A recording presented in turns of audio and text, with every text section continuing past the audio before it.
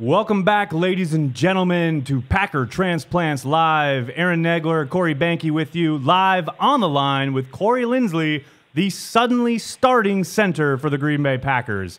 Corey, first of all, thanks so much for taking the time to talk to us tonight, buddy. Absolutely. Thank you for having me. How did you find out that you were going to be the starting center? Walk us through, I guess, that day. Yeah, it was it's unfortunate event that happened to JC. He had been running with the ones and been playing well and working hard, and unfortunately walked in there on Sunday, I think, and found out that he had sustained a significant injury and that I was going to need to fill in for him and for a significant amount of time. So from that point on, it was just full steam ahead and do everything I can to do to become prepared to be the starter.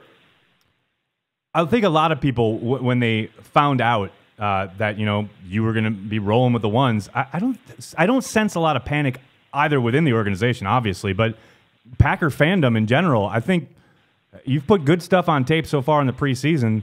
I think people are excited to see what you can do. I know a lot's being made of the fact that you guys are going to Seattle week 1.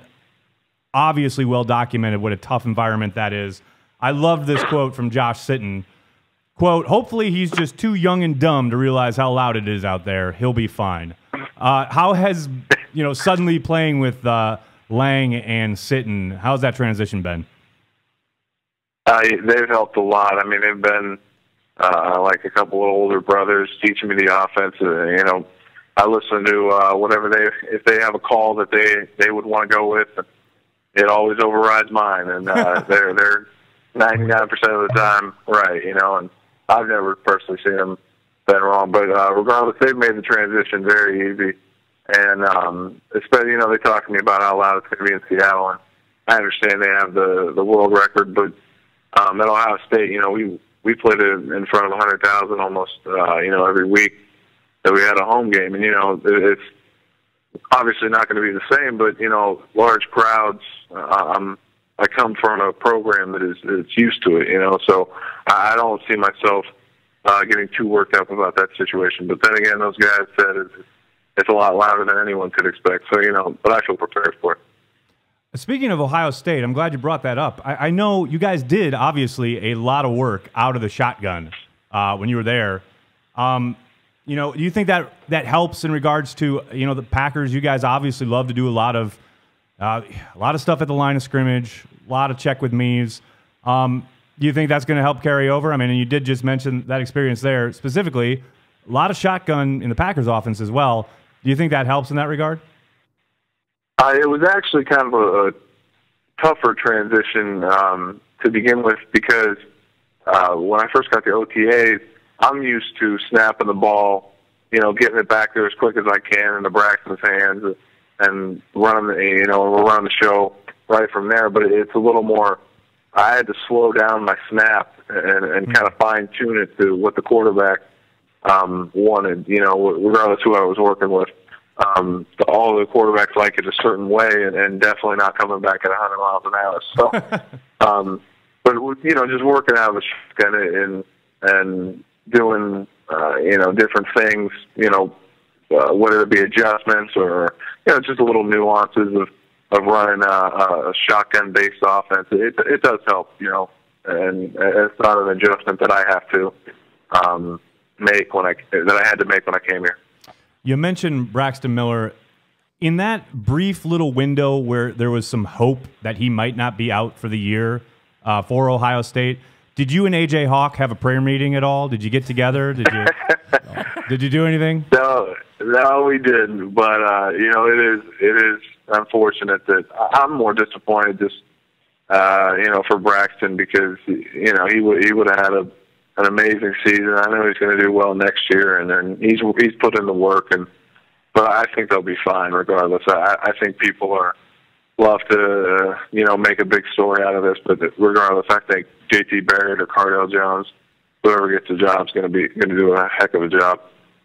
Now, I know you didn't seek out any publicity for this, and you didn't really go public at all. It kind of just happened organically on its own. But you got to tell the story about your bike kid and how you came to buy him a bike.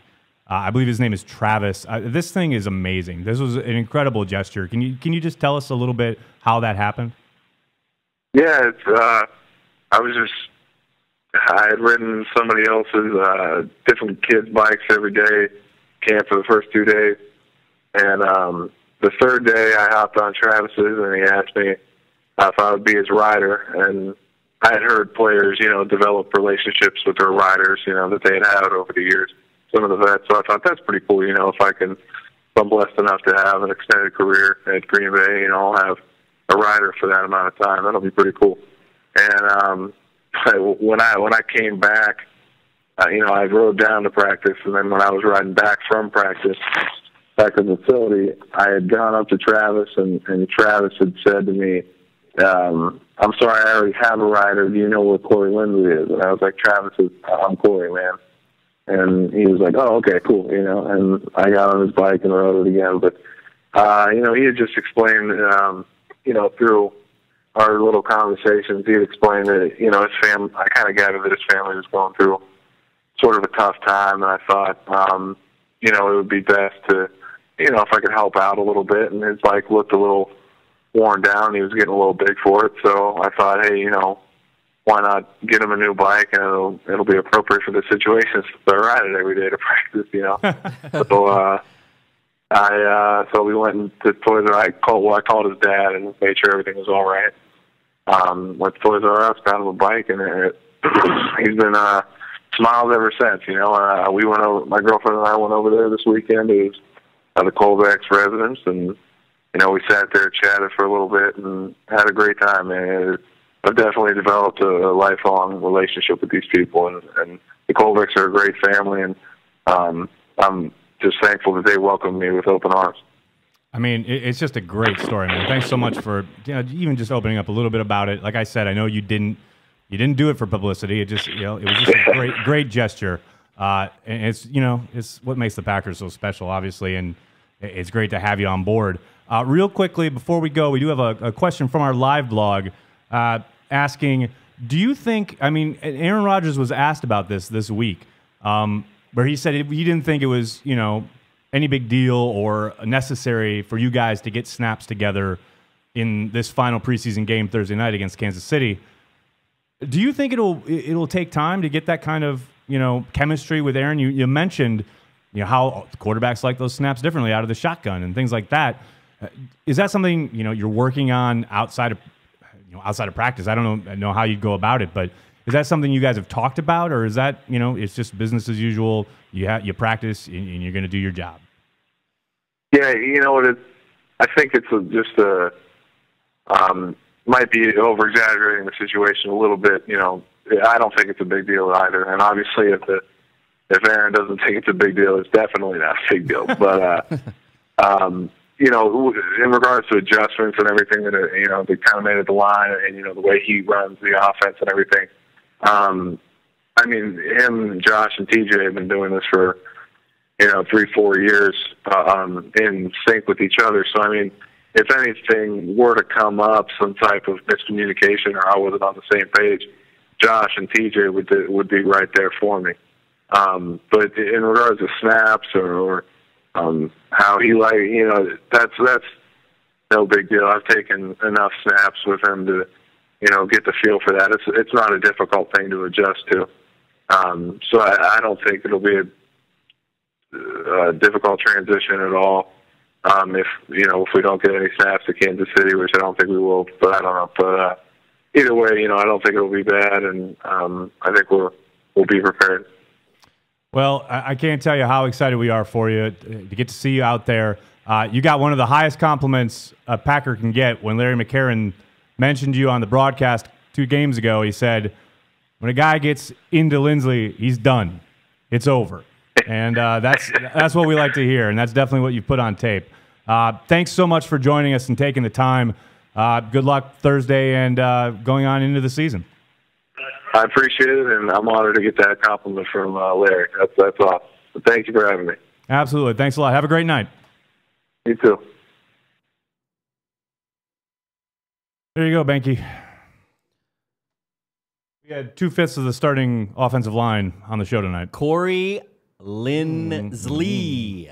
Yep, from Ohio State University. I'll toast a Wisco Disco to 2 Packers. When's the last time we've had 2 Packers? Never. I don't think on it's ever happened.